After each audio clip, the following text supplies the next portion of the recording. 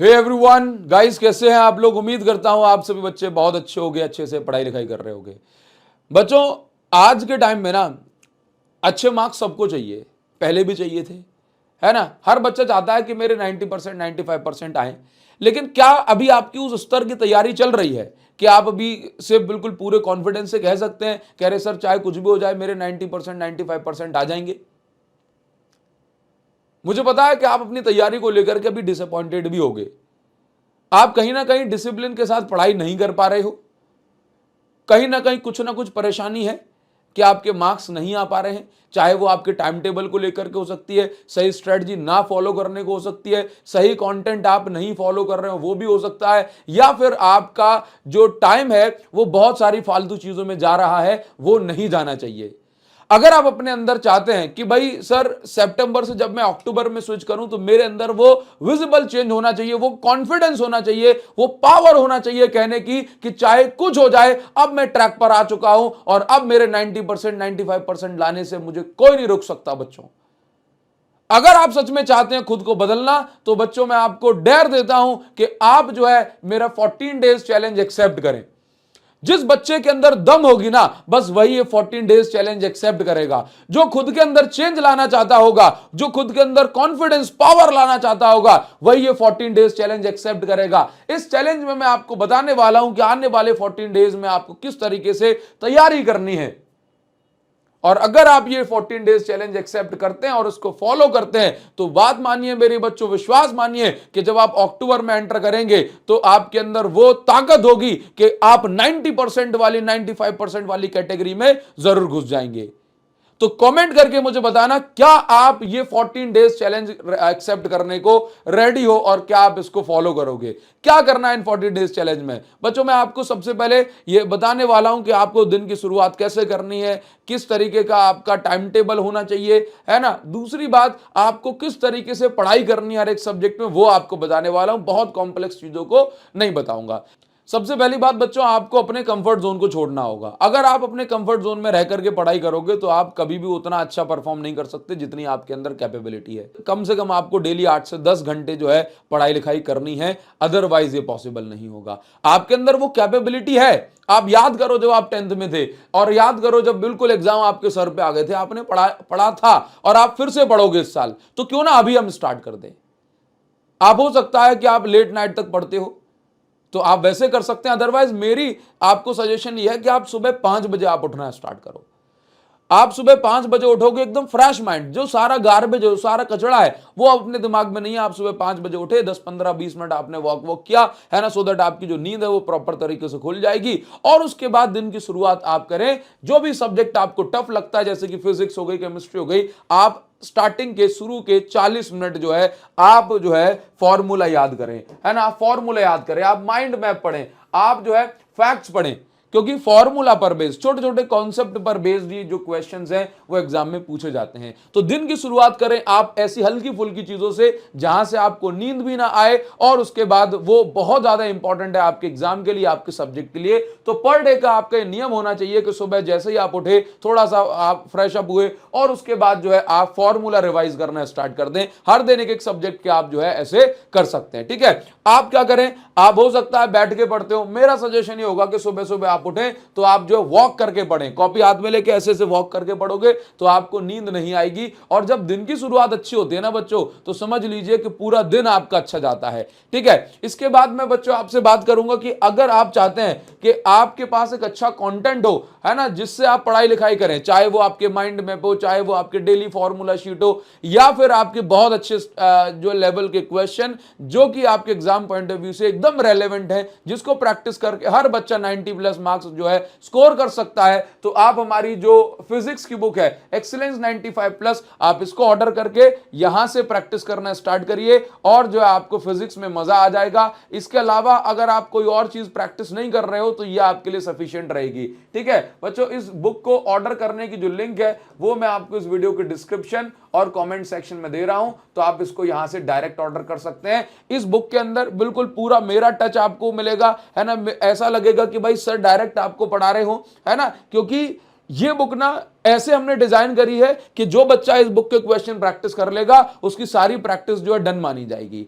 आगे बढ़ेंगे। इसके बाद जैसे आप 5 बजे उठ गए, आप लोगों को ये हैबिट बनानी है, आज का दिन, आज का टाइम लो कि आपको क्या क्या करना है। आप लोगों को एक हैबिट बनानी है कि आप कम से कम जो सोशल मीडिया और डिस्ट्रैक्शन का जो यूज है वो करेंगे, क्योंकि एक्चुअल में जब हम रील्स स्क्रॉल करते हैं, जब हम सारी चीजें स्क्रॉल करते हैं ना, तो हमारा दिमाग में कचड़ा भरता है, बस सिर्फ और सिर्फ कचड़ा।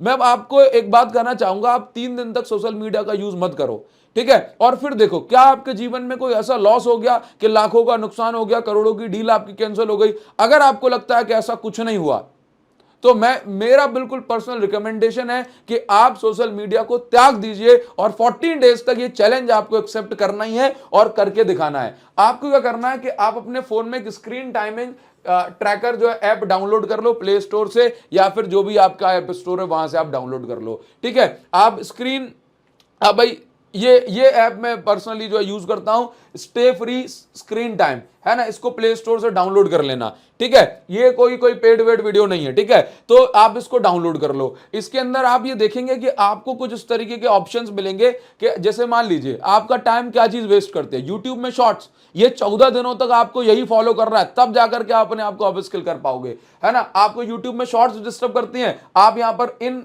ऐप ब्लॉकिंग करके ऑप्शन आता है, आप यहां से ब्लॉक शॉर्ट्स, जैसे आप कोई भी शॉर्ट प्ले करोगे ना, जैसे आप कोई भी शॉर्ट प्ले करोगे वैसे ही आप ये देखोगे कि आपकी शॉर्ट जो है चलना ही बंद हो जाएगी। जैसे मान लो कि मेरे सामने जो है कौन सी शॉर्ट आ जाती है, लेट से मेरे सामने जो है ये भाई ये एक शॉर्ट आ रही है, ठीक है, ये देखो ये इसने क्या कर दिया, ब्लॉक कर दिया, और मुझे एक छोटा सा मैसेज भी दे दिया, every small improvement you make today brings you closer to your ideal balance, है ना। तो इस तरीके से आप अपने यूट्यूब की शॉर्ट्स को ब्लॉक मार दो, ठीक है। जब आप पढ़ाई लिखाई करते हो, तो जब वीडियोस देखते हो अच्छी वाली, ठीक है, तो उसमें बच्चों के कमेंट्स जो डिस्ट्रैक्ट करते हैं, तो आप क्या करें, बोला ब्लॉक कमेंट्स ऑन कर दो। जैसे आप वीडियो खोलोगे कमेंट अपने आप ब्लॉक हो जाएंगे, आप पढ़ ही नहीं पाओगे, डिस्ट्रैक्शन को आपने जो है गायब कर दिया। इसी प्रकार से आपको लग रहा है कि भाई स्नैपचैट डिस्टर्ब करती है, तो भाई जो ऑप्शन आपको लग रहा है ना ये डिस्ट्रैक्शन है, इसको आप ब्लॉक कर दो। इंस्टाग्राम पे आपको लग रहा है कि भाई रील डिस्टर्ब कर रहे हैं, रील्स को ब्लॉक कर दो। मैं तो कहूंगा इंस्टा जो है इनको अनइंस्टॉल करो, ठीक है, तब जाकर के आप जो है कर सकते हैं। ये आदत आपको अपनानी पड़ेगी, नहीं कैसे काम चलेगा। इसके बाद बच्चों आपको बताऊंगा कि जैसे मान लीजिए वो बोर हो रहे हैं, तो क्या करें, सोशल मीडिया का रिप्लेसमेंट क्या है, आप गाने सुनो, बढ़िया आपके अंदर नए कनेक्शंस बनेंगे, आपको अच्छा फील आएगा, आप डांस करो, मस्ती करो, टाइम पास करो, घर वाले से बात कर लो, ठीक है, बढ़िया गॉसिप कर लो, 2-4 लोगों की बुराई कर दो, है ना, मजाक उड़ा दो किसी का, फिजिकल एक्टिविटी कर लो थोड़ी सी, तो आपका दिमाग जो है ये बढ़िया चलेगा। अदरवाइज इन चीजों से फालतू कचरा भरना, जितना कचरा भरोगे उतना आपका टेंशन स्पान कम होगा और आप 2 घंटे का 20 मिनट जो है एक बार में नहीं पढ़ पाओगे।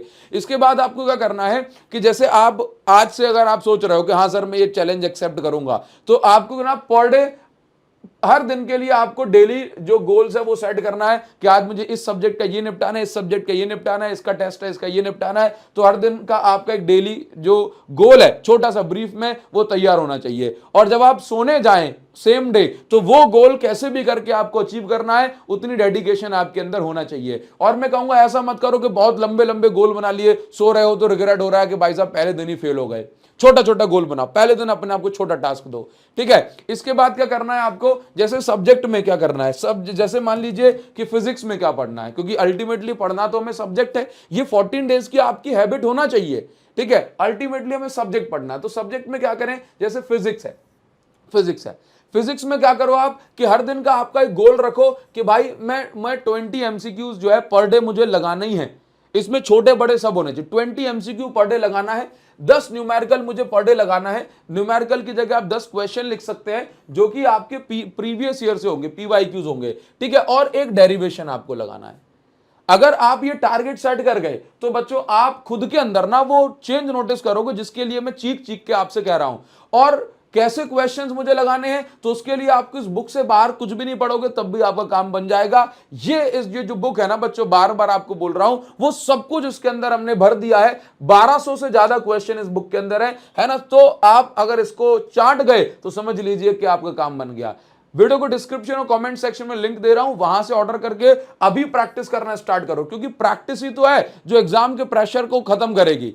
प्रैक्टिस ही तो है कि जब पेपर हाथ में आएगा, नए क्वेश्चन जब आप देखोगे तो आप उसके लिए तैयार रहोगे, क्योंकि पेपर में नए क्वेश्चन आना बच्चों तय है। केमिस्ट्री की अगर बात करूं तो केमिस्ट्री में क्या करोगे, 10 से 15 पीवाईक्यू आपको लगाना है। केमिस्ट्री का पेपर फिजिक्स के कंपैरिजन में थोड़ा सा सिंपल आता है। हर दिन 5 से 7 जो रिएक्शन है वो आपको प्रैक्टिस करनी है। मैथ्स में भी 10 से 15 क्वेश्चन आपको लगाना है। तो आप ये टारगेट सेट कर लो, फिजिक्स में इतना काम मुझे करना है पर डे, इसके बाद ही सोऊंगा। केमिस्ट्री में इतना करना है ना, मैथ्स में इतना करना है, उसके बाद ही सोऊंगा।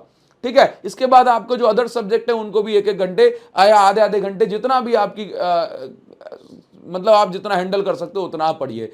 इसके बाद अगर मैं बच्चों आपसे बात करूं कि आपको क्या करना है कि अपने 7 डेज, अपने वीक को 2 भाग में डिवाइड कर लो। पहले 5 दिन आप जो है नई चीजों को पढ़ेंगे, नए नए टॉपिक्स जो क्लास में कंटिन्यूटी में चल रहे हैं वो करेंगे। और उसके बाद जो वीकेंड जो आपके बच रहे हैं, सैटरडे एंड संडे, वहां पे आप क्या करेंगे, आप रिवीजन करोगे जो आपने पिछले 5 दिन पढ़ा है। और साथ ही साथ हमारे जो अक्सर बैकलॉग हो जाते हैं तो आप बैकलॉग लेंगे। बैकलॉग के बारे में बच्चों, बैकलॉग जो आप कवर करेंगे, बैकलॉग के बारे में आपको बताना चाहता हूं कि हम जो है वॉरियर्स बैच में, जो कि हमारे टॉपर्स आई ऐप पर जो है आपको मिल जाएगा, यहां पर हम क्या करते हैं कि हर सैटरडे संडे आपकी बैकलॉग क्लासेस होती हैं। साथ ही साथ जो नया सिलेबस चल रहा है उसके साथ साथ आपका पुराना सिलेबस भी आपको रिवाइज कराया जा रहा है। तो अगर आप हमसे पढ़ना चाहते हो तो टॉपर्स आई ऐप डाउनलोड करके यहां से आप कोर्स को ज्वाइन कर सकते हैं और यहां से आप रेगुलरली पढ़ सकते हैं बच्चों। ठीक है, तो मैं आपको बताना चाहता हूं, अगर आपके अंदर दम है तो आप इस चैलेंज को एक्सेप्ट करिए गाइज, और इस चैलेंज को एक्सेप्ट करिए